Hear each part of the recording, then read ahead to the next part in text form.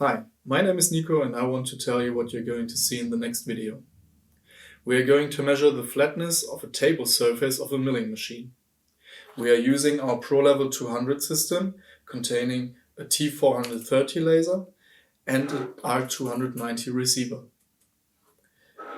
The T430 laser creates a laser plane by its rotating laser beam. We can either align our laser plane parallel to our surface, or we can use the self-leveling function of the laser. We are measuring the height of the laser beam with our laser receiver. We create a measurement template in our software and we measure several points on the table of the machine. After measuring all these points, we get an information in 2 dimensions or 3 dimensions of the table surface flatness. So enjoy the video, and if you have further questions, please do not hesitate to contact us. Bye bye.